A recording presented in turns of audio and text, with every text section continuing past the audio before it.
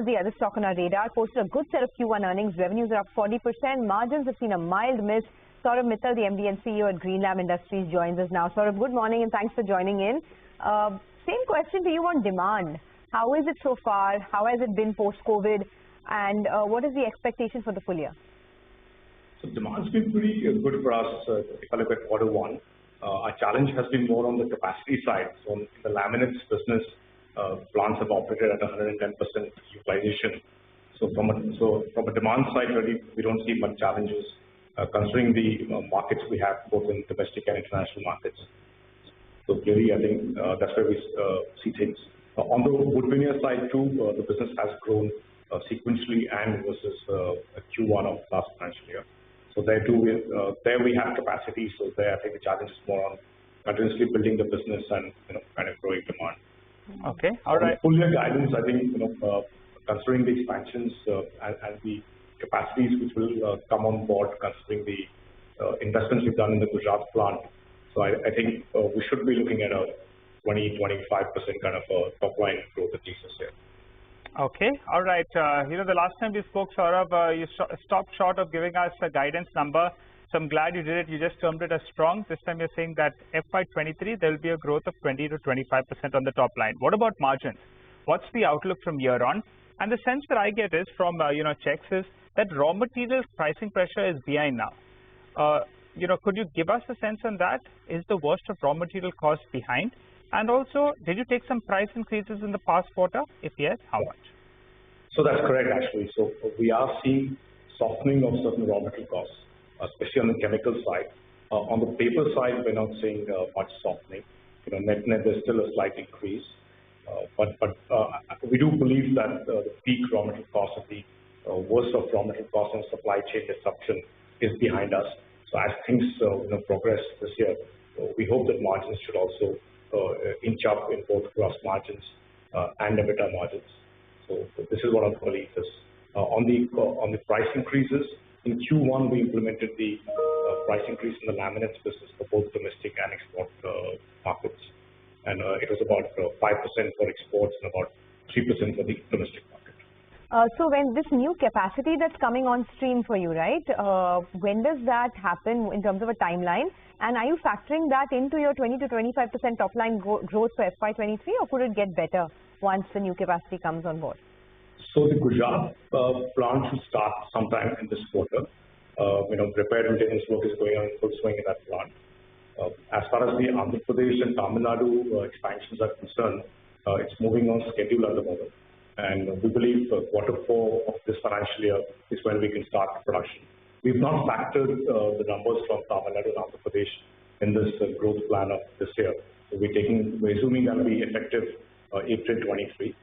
On whether growth can be better, I'm not sure. It really depends on how much we can ramp up the overall business. But yes, obviously the effort would be, the endeavor would be to do better than what we are saying, actually.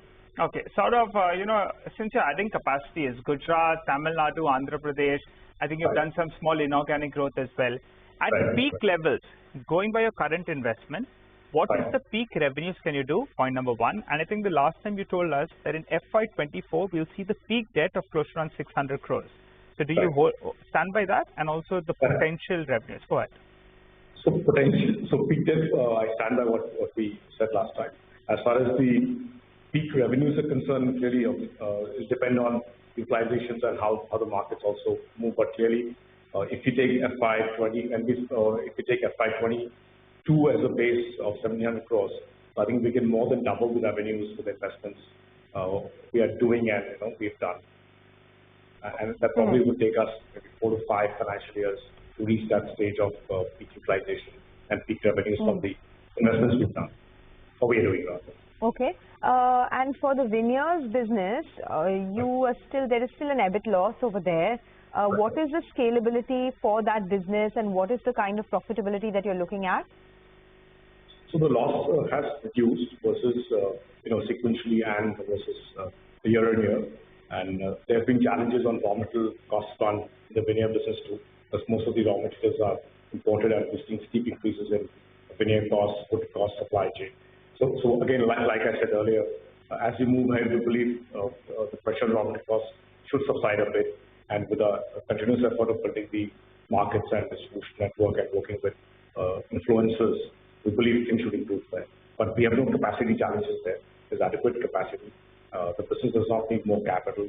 It really is execution where we are focusing on in the beginning. So our margins should improve, right? If price increases are already in, raw material costs are cooling off, volumes are picking up as well. So what is the margin band? You've given us the top line band. Margin band should be what? So margin band should improve, to what level?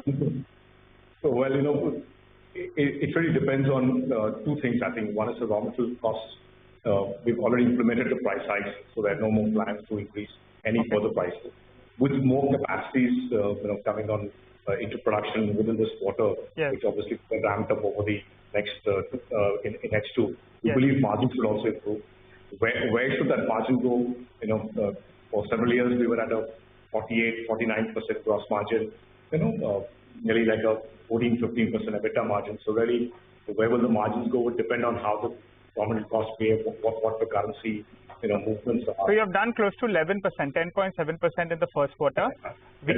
Should we factor in at least 100-150 basis points improvement, which takes you to around 12-13%? Is that possible? Well, hard to say that, but yes, the endeavor is in that direction. Okay, and final question. The last time we chatted, the Dhani family was putting some money into the company, but you said you hadn't heard from them whether they want a board seat. Have you heard from them now? Do they want a board seat? And no, I haven't had a chat on that as yet. So that's pending on my desk. Okay, all right. Good speaking to you, Saurabh. Thanks so much for stopping by. You've given us a few more numbers, and the street will be happy to hear that. Top line growth of around 20 to 25%, and the direction is that margin should improve from here. Stock moves to the high point of the day, sitting with some marginal gains. For the time being,